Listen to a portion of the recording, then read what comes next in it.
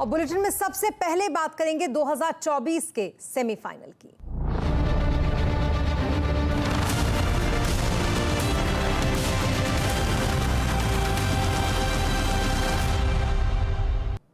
मध्य प्रदेश और छत्तीसगढ़ में वोटिंग खत्म हो चुकी है। मतदान केंद्रों पर सुबह से ही बड़ी संख्या में लोगों की भीड़ दिखाई आज दी। मध्य प्रदेश की अगर बात करें तो यहां पर 230 सीटों के लिए वोट डाले गए, जबकि छत्तीसगढ़ में दूसरे राउंड में 70 सीटों पर आज मतदान हुआ। मध्य प्रदेश में कई दिग्गज नेताओं ने मतदान किया। मुख्यमंत्री शिवराज सिंह चौहान ने अपनी पत्नी के साथ यहां पर वोट डाला। कांग्रेस नेता कमलनाथ और दिग्विजय सिंह ने भी अपना मतदान किया। केंद्रीय मंत्री नरेंद्र सिंह तोमर और ज्योतिरादित्य सिंधिया ने भी यहां वोट डाला। तो वहीं इंदौर में बीजेपी के नेता कैलाश विजयवर्गीय ने भी अपना मतदान किया। ये अलग अलग तस्वीरें हम आपको उन्हीं दिग्गजों की दिखा रहे हैं। शाम 5 बजे तक के अगर वोटिंग परसेंटेज की बात करें तो मध्य प्रदेश में 71% से ज्यादा और छत्तीसगढ़ में 68% से ज्यादा वोटिंग हो चुकी है, जो कि एक अच्छा वोटिंग परसेंटेज माना जा रहा है।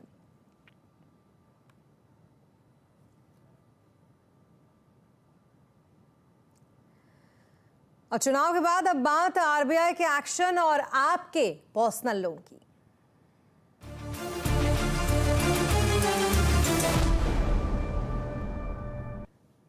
पर्सनल लोन लेना आने वाले वक्त में महंगा और मुश्किल दोनों हो सकता है। दरअसल कल शाम आरबीआई ने बड़ा फैसला लेते हुए कंज्यूमर लोन पर क्रेडिट रिस्क वेटेज को 25% बढ़ा दिया है। इसका असर सीधे आपको पर्सनल लोन और क्रेडिट कार्ड लोन पर पड़ेगा। इसको समझते हैं। वरिष्ठ सहयोगी लता वेंकटेश इस वक्त हमारे साथ है। उनसे लता जी, दर्शकों को जरा ये बताइए कि आरबीआई ने ये क्या किया है और इससे किस तरीके से खास तौर पर जो पर्सनल लोन है उस पर असर पड़ेगा। रिजर्व बैंक ने ये कहा कि जब भी बैंक्स और एनबीएफसीज ऐसे लोन्स दे रहे हैं जिसके लिए कोई कोलैटरल नहीं है, जो पर्सनल लोन है हम आप लेते हैं, इसमें व्हीकल लोन इंक्लूडेड नहीं है क्योंकि उसके पीछे एक गाड़ी है, होम लोन इंक्लूडेड नहीं है, और एमएफआईज के लोन्स, एजुकेशन लोन्स भी इंक्लूडेड नहीं है। बाकी के जो पर्सनल लोन्स हम ले रहे हैं उसके लिए बैंक्स और एनबीएफसीज को ज़्यादा कैपिटल रखना पड़ेगा। अभी हमें ये रूल समझ लेना चाहिए कि हर कंट्री में बैंक्स और एनबीएफसीज को एक कायदा है। 100 रुपये लोन में 8% that is 8 rupees share holder का कंट्रीब्यूशन है, 92 रुपीज़ ही डिपॉजिटर्स का है। लेकिन ये सब लोन के पीछे 8 रुपीज़ नहीं लगाना है।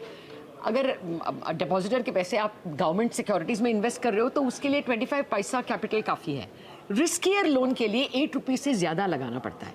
यही आरबीआई ने कहा है 125%, मतलब 8 रुपीज़ नहीं और एक 25, मतलब 10 रुपीज़ कैपिटल लगाना पड़ेगा। जहां 150 रिस्क वेट है वहां पे 12 रुपये लगाने पड़ेंगे बैंक्स को। एनबीएफसीज को वैसा ही, उनका मिनिमम 15% कैपिटल है तो उनका 25% और ज़्यादा बढ़ेगा, 18 रुपीज़ पर 100 रुपये लोन हो जाएगा। तो सबको कैपिटल की ज़रूरत पड़ेगी। कैपिटल महंगी है, अगर महंगा है तो बैंक्स वो कॉस्ट को पास ऑन कर देंगे। तो ये हुआ है कि आरबीआई ने बैंक्स जो लोन एनबीएफसी को दे रहे हैं वो महंगा हो जाएगा, और बैंक्स एंड एनबीएफसीज जो पर्सनल लोन दे रहे हैं वो भी महंगा हो जाएगा क्योंकि कैपिटल कॉस्ट कवर करना है। शुक्रिया मैम तमाम डिटेल्स के लिए आपका। दर्शकों की सहूलियत के लिए आपको एक बार फिर बता दें कि आरबीआई के इस फैसले का असर आपके home loan, education loan, auto loan और गोल्ड लोन पर नहीं पड़ेगा। चलिए आगे बढ़ेंगे। अब एसबीआई के चेयरमैन की बात करेंगे। एसबीआई के चेयरमैन दिनेश खारा ने कहा है कि आरबीआई के रिस्क वेटेज बढ़ाने से अनसिक्योर्ड जो लोन है उनके बढ़ने का कारण पैदा हुए जो रिस्क है वो कम होंगे। उन्होंने ये भी कहा कि इससे पर्सनल लोन महंगा होगा। Well, I think the most important component is that the risk weights have been increased from 100 to 125% in case of unsecured loans. But I would also like to mention that pre-COVID, this was actually 125%. During COVID period only, it was brought down to 100. And now they are back to 125%. So that is one of the major aspect which has to be kept in mind. But also at the same time, the concerns which are being raised by Honorable RBI Governor relating to the growth in the unsecured loan in the system, I think to that extent, this effort is to ensure that the system stays insulated from any potential risk. That is the reason why perhaps this risk weights for the unsecured loans have been increased, and also the lending to the NBFCs also, in whatever rating they are, it has been increased by another 25 basis point. But so that's how this is all This is the broad import. और दिनेश खाड़ा के अलावा फेडरल बैंक की subsidiary Fed Bank Financial Services के MD और CEO Anil Kothuri का कहना है कि आरबीआई ने सही फैसला लिया है। उनके इस कदम से सिस्टम में रिस्क अब कम होगा।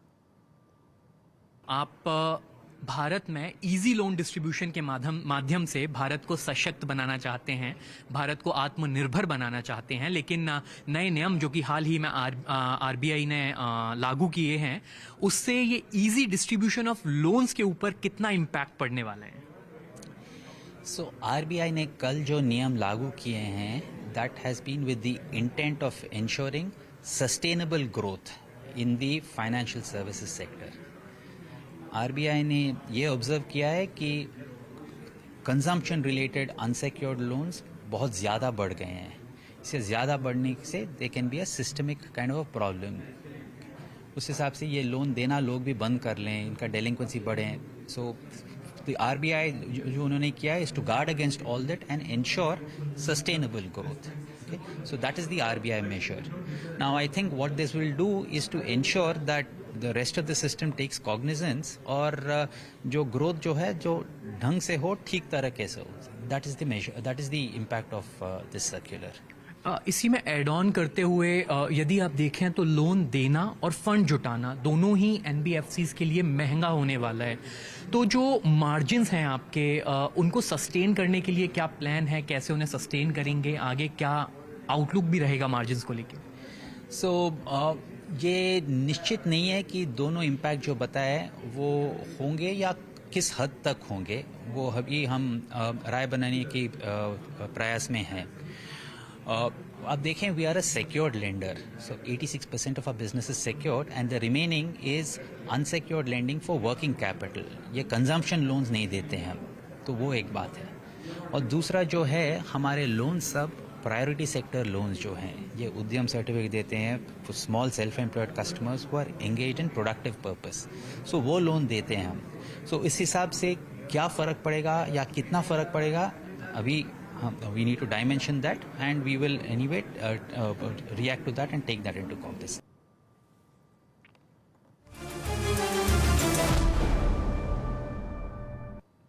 और अब बात करेंगे बाजार की, जहां आज हफ्ते के आखिरी दिन बाजार गिरावट पर बंद हुआ। सेंसेक्स 188 अंक गिरकर 65,795 पर बंद हुआ, तो वहीं निफ्टी 33 अंक गिरकर 19,732 पर बंद हुआ। आज सबसे ज्यादा खरीदारी कंज्यूमर गुड्स और एफएमसीजी शेयरों में रही, तो वहीं अनसिक्योर्ड लोन पर आरबीआई की सख्ती से एनबीएफसी शेयरों में आज गिरावट देखी गई। मार्केट का पूरा एक्शन समझने के लिए चलते हैं यतिन के पास। यतिन, बताएं जरा सेक्टर्स का आज कैसा हाल रहा? देखिए, अगर हम मार्केट की बात करें तो क्लियरली जो आरबीआई का सर्कुलर था उसके चलते निफ्टी बैंक में सबसे ज़्यादा कमजोरी थी और शायद इसी वजह से आज बाजार थोड़े नरम नोट पे बंद हुआ। वीक के लिए अच्छे गेंस दिखे हमको, लेकिन अगर हम निफ्टी गेनर से शुरू करते हैं तो लाइफ इंश्योरेंस कंपनीज काफ़ी तेज़ी में थी। एसबीआई लाइफ और एचडीएफसी लाइफ, इन दोनों ही शेयर में आपको 3 से 4% तक की तेज़ी दिखाई पड़ेगी। इसके अलावा अपोलो हॉस्पिटल्स और एलएनटी जैसे शेयर्स में अच्छी खासी खरीदारी दिखी। लूजिंग साइड पर ज़्यादातर आपको बैंकिंग शेयर्स ही दिखेंगे, तो एसबीआई, एक्सिस बैंक जैसे काउंटर्स में 3-3.5% तक की गिरावट थी। तब ओएनजीसी और बीपीसीएल जैसी सरकारी कंपनीज में ऊपर के लेवल से आपको प्रॉफिट टेकिंग आती हुई नजर पड़ी। अगर हम मिड कैप गेनर्स की बात करें तो क्लियरली यहाँ टाटा इन्वेस्टमेंट 20% ऊपर आपको दिखाई पड़ेगा। इसके अलावा वैरॉक इंजीनियरिंग, सारेगामा, इरकॉन जैसे काउंटर्स में आपको अच्छी तेजी दिखेगी। इनफैक्ट आज रेलवे शेयर्स में काफ़ी अच्छी तेजी दर्ज हुई। लूजिंग साइड पे ऑब्वियसली आरबीएल बैंक, एफएनओ का टॉप लूजर, 8% की गिरावट, क्योंकि इनका बहुत बड़ा एक्सपोजर अनसिक्योर्ड लोन और क्रेडिट कार्ड बिजनेस की तरफ है। इसके अलावा क्रेडिट एक्सेस ग्रामीण, चोला फाइनेंस, आईडीबीआई बैंक जैसे काउंटर्स में आपको थोड़ी बहुत बिकवाली हावी होती हुई दिखाई पड़ी। लेकिन ओवरऑल अगर आप देखें, आज मार्केट में सबसे ज़्यादा सेलिंग आपको एनबीएफसी शेयर्स में आती हुई दिखाई पड़ी। और क्या बाजार में तेजी वापस लौट रही है? आज आवाज अड्डा में इसी पर करेंगे बड़ी चर्चा शाम 7:57 पर।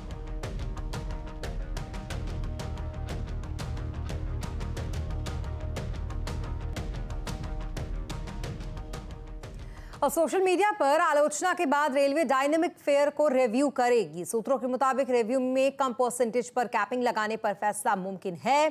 संवाददाता दीपाली से इस बारे में बात करते हैं। दीपाली, बताया जरा डायनेमिक फेयर रिव्यू की क्या कहानी है ये पूरी, और सुविधा जैसी ट्रेनों का अगर टिकट की बात करें तो ये तो प्लेन से भी ज्यादा महंगे इनके टिकट्स हैं। देखिए, ये पूरा मामला क्या है, संक्षिप्त में पहले मैं आपको बता देती हूँ। दरअसल पिछले एक आध दिन से सोशल मीडिया पर ये काफ़ी वायरल हो रहा था कि मुंबई से पटना के बीच जो सुविधा ट्रेन चलाई जा रही है, छठ के मौके पर किराया सेकंड एसी में 9300 रुपये से ज़्यादा हो गया है। और ये सब कुछ हुआ है डायनामिक प्राइसिंग पॉलिसी की वजह से, जिसमें जैसे जैसे डिमांड बढ़ती है अगली सीट्स का जो किराया है वो बढ़ता जाता है, और जो लिमिट है इसमें वो बेस फेयर से 3 गुना तक की लिमिट है।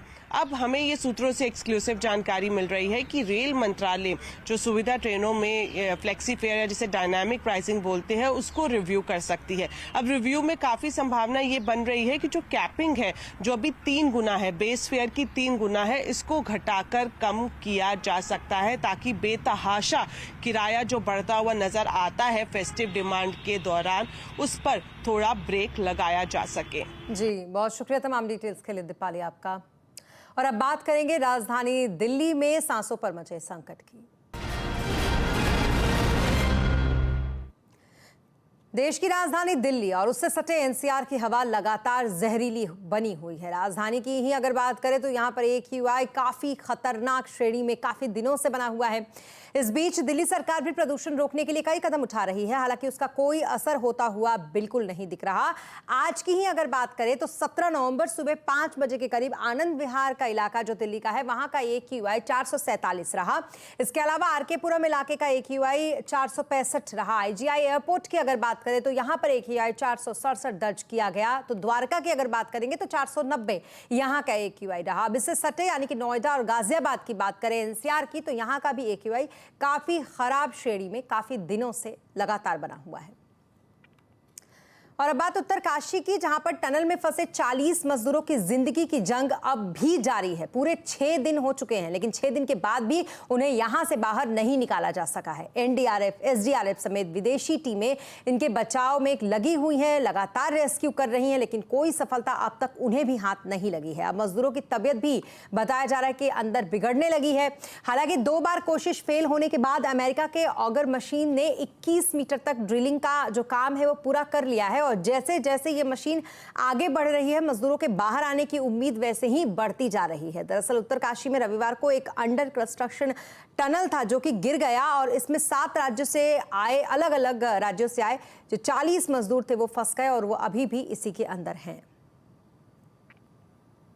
OTT के जरिए अश्लीलता फैलाने वाले ऐप्स पर सरकार ने शिकंजा कसना अब शुरू कर दिया है। सूचना और प्रसारण मंत्रालय ने बेशर्म, हंटर और प्राइम प्ले ऐप को नोटिस जारी करते हुए अश्लील कंटेंट हटाने के निर्देश दिए हैं। साथ ही सरकार कई और ऐप्स की निगरानी भी कर रही है। अधिक जानकारी के लिए चलते संभवतः असीम मनचंदा के पास। असीम, अश्लील ऐप पर कड़ाई को लेकर पूरी डिटेल क्या है आपके पास? देखिए, बहुत सारे ऐप हैं जो क्रिएटिविटी और कंटेंट के नाम पर अश्लीलता फैला रहे हैं। लोगों को सिर्फ अश्लील कंटेंट यहां पर दिखाया जाता है। अब सरकार ने इनके ऊपर शिकंजा कस दिया है। सरकार ने पहली बार IT एक्ट के सेक्शन 67 और 67A का इस्तेमाल किया है। इसका इस्तेमाल करते हुए सरकार ने 3 OTT ऐप्स को निर्देश दिए कि अपने यहाँ पर जो कंटेंट आपने होस्ट किया है उसको हटा लें या उसको टोन डाउन कर लें। खासतौर पर कि सरकार ने अभी 3 ऐप बेशरम, हंटर और प्राइम प्ले पर को नोटिस जारी किया और उनसे कंटेंट हटाने के निर्देश दिए। इतना ही नहीं, सरकार बाकी सभी ऐप्स की भी निगरानी कर रही है और उनके ऊपर भी जल्दी ही एक्शन ले सकती है। अभी फिलहाल 58 के आसपास ऐप हैं जो कि सरकार के पास रजिस्टर्ड है, लेकिन सबसे ज्यादा कंप्लेंट सरकार को अनरजिस्टर्ड ऐप के ऊपर मिल रही है। तो सरकार अब उनके ऊपर भी कार्रवाई करने की तैयारी कर रही है। सरकार जल्दी ही नया ब्रॉडकास्टिंग बिल लेकर के आएगी। उसमें सरकार के पास ज्यादा पावर होगी और उन पावर्स के जरिए सरकार इन OTT ऐप्स के ऊपर शिकंजा कसेगी, उन्हें अश्लील कंटेंट हटाने के लिए मजबूर करेगी। जी, बहुत शुक्रिया तमाम डिटेल्स के लिए असीम आपका। और अब बात करेंगे ग्लोबल साउथ समिट की। दरअसल भारत की मेजबानी में voice of global south summit का आयोजन हुआ, जिसका उद्घाटन वीडियो कॉन्फ्रेंसिंग के जरिए प्रधानमंत्री नरेंद्र मोदी ने किया। G20 की मेजबानी के बाद भारत की एक कूटनीति में ग्लोबल साउथ समिट काफी अहम माना जा रहा है। इस समिट का नाम दक्षिण रखा गया है और इस दौरान प्रधानमंत्री मोदी ने ग्लोबल साउथ के देशों के लिए एक ग्लोबल केंद्र का उद्घाटन भी किया। वहीं PM ने इस समिट को संबोधित किया, जहां उन्होंने इजरायल और हमास के युद्ध में नागरिकों की मौत की कड़ी निंदा की। वैश्विक समृद्धि के लिए सबका साथ और सबका विकास जरूरी है। लेकिन हम सभी देख रहे हैं कि पश्चिम एशिया क्षेत्र की घटनाओं से नई चुनौतियां उभर रही है। भारत ने 7 अक्टूबर को इजरायल में हुए जघन्य आतंकी हमले की निंदा की है।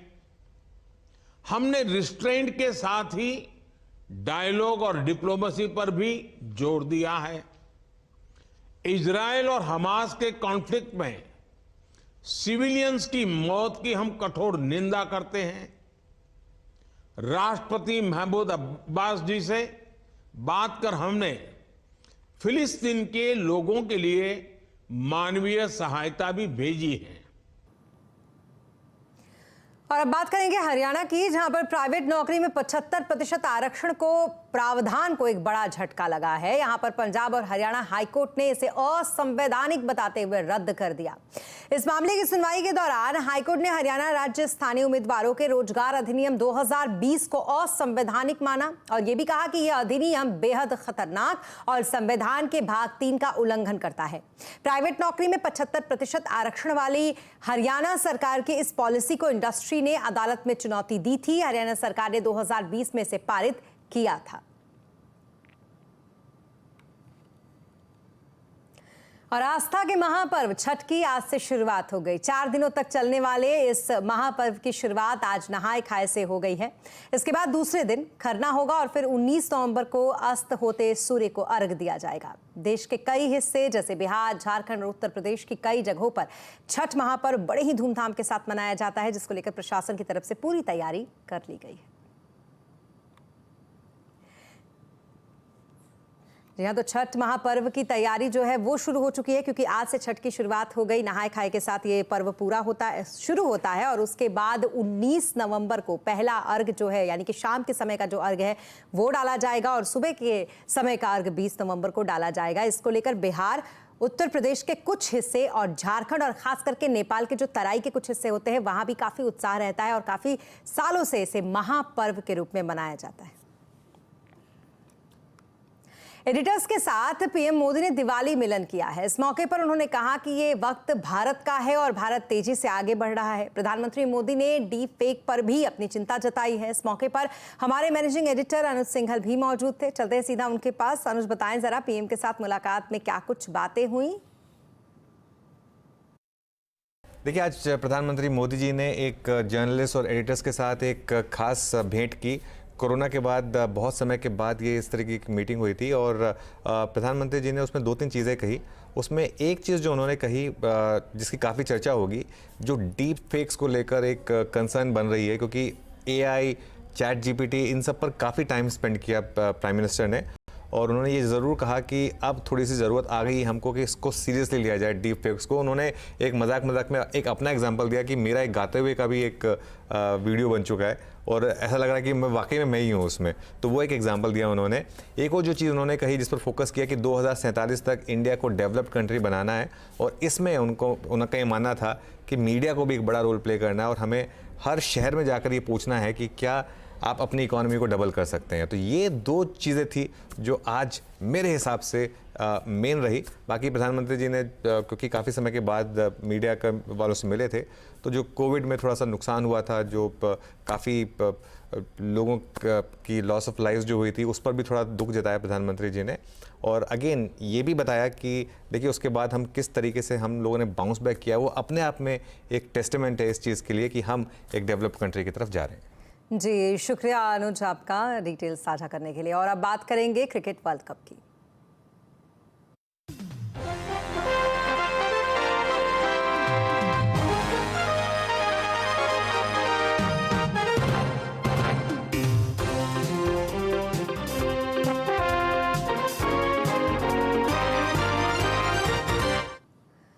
और कोलकाता में ऑस्ट्रेलिया और साउथ अफ्रीका के बीच खेला गया वनडे वर्ल्ड कप का दूसरा सेमीफाइनल मुकाबला बेहद रोमांचक रहा। इस मैच में ऑस्ट्रेलिया ने जीत दर्ज की, अफ्रीका की टीम को 3 विकेट से हरा दिया। इस मुकाबले में पहले बल्लेबाजी करते हुए साउथ अफ्रीका ने डेविड मिलर की शतकीय पारी के दम पर 212 रन बनाए थे और ऑस्ट्रेलिया को जीत के लिए 213 रनों का लक्ष्य दिया था। इसके जवाब में कंगारू टीम जब उतरी तो 7 विकेट गंवाकर 47 ओवर में ये मैच उन्होंने जीत लिया। हालांकि उन्हें इस मैच को जीतने में काफी पसीना बहाना पड़ा क्योंकि अफ्रीका ने 174 रनों पर ही उनके 6 विकेट चटका दिए थे। अब ये मुकाबला जीतकर ऑस्ट्रेलियाई टीम ने फाइनल में एंट्री कर ली है। फाइनल में अब ऑस्ट्रेलिया और भारत में टक्कर होगी। मैच 19 नवंबर को अहमदाबाद के नरेंद्र मोदी स्टेडियम में खेला जाएगा। इस फाइनल में कंगारू की टक्कर भारतीय टीम से होगी। ऑस्ट्रेलिया 8वीं बार फाइनल खेलने के लिए उतरेगी, जबकि भारतीय टीम का ये वर्ल्ड कप में चौथा खिताबी मुकाबला रहेगा। ये दोनों ही टीमें 20 साल के बाद एक बार फिर से वनडे वर्ल्ड कप के फाइनल में आमने सामने होंगी। इससे पहले भारत और ऑस्ट्रेलिया के बीच 2003 वर्ल्ड कप का फाइनल मुकाबला खेला गया था। भारतीय टीम को 125 रनों से हार तब झेलनी पड़ी थी, लेकिन इस बार टीम इंडिया के पास 20 साल पहले का बदला लेने का पूरा मौका है।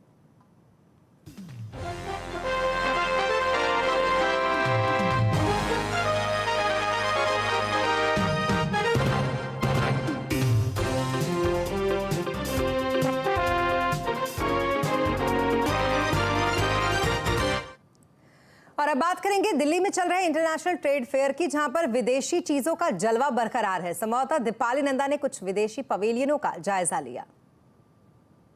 दिल्ली में चल रहे अंतर्राष्ट्रीय व्यापार मेला में इस बार टर्की, थाईलैंड, दुबई और अफगानिस्तान जैसे देश भी हिस्सा ले रहे हैं। तो क्या कुछ खास है इन देशों के पवेलियन में? शुरुआत करते हैं टर्की से। आप देख सकते हैं टर्की की जो एक सेरेमिक आर्ट है वो यहाँ पर काफी अच्छे से दिखाई गई है। अलग अलग लैंप्स आपको मिल जाएंगे, कटलरी मिल जाएगी और इस तरह से ये जो आप देख रहे हैं इसका नाम है अलाउद्दीन, यानी कि ये अलादीन का चिराग है। आप इसको जला सकते हैं और घर में रोशनी कर सकते हैं। उसके अलावा भी आप देख सकते हैं यहाँ पर जो अलग अलग डेकोरेटिव आइटम्स है वो शोकेस की गई है। तो यहाँ पर अगर आप आते हैं तो 500 रुपए से लेकर 5000 रुपए तक के शोपीस टर्की के स्टॉल पर खरीद सकते हैं। तो चलिए अब मैं आपको लेकर चलती हूँ अफगानिस्तान के स्टॉल पर, वहां पर देखते हैं क्या कुछ है खास। अब मैं आ गई हूँ अफगानिस्तान में और यहाँ पर अगर अफगानिस्तान की बात करें तो ड्राई फ्रूट्स की यहाँ पर भरमार है। अलग अलग तरह का ड्राई फ्रूट आपको यहाँ पर मिल जाएगा। अफगानिस्तान के जो स्टॉल पर मैं मौजूद हूँ, सबसे पहले आप देखेंगे इसको हम चिलगोजा और नेजे दोनों कहते हैं। ये यहाँ पर इसकी अच्छी वैरायटी मिल जाएगी। जो मुझे काफी अलग खजूर लगी वो ये होती है रेहान खजूर और ये 2500 रुपए किलो है। काफी बड़े साइज में खजूर है यहाँ पर। उसके अलावा मामरा गिरी आप देख सकते हैं। अंजीर की यहाँ पर अच्छी वैरायटी है। अखरोट आप देखेंगे वो भी यहाँ पर अच्छी क्वालिटी का मिल रहा है। तो अगर आप ड्राई फ्रूट के शौकीन हैं और आप चाहते हैं कि कुछ हेल्दी खरीदना तो अफगानिस्तान के एक स्टॉल पर आकर इसकी खरीदारी कर सकते हैं। और इसी के साथ इस बुलेटिन में फिलहाल इतना ही, लेकिन खबरों पर लगातार अपडेट के लिए आप बने रहें CNBC आवाज के साथ।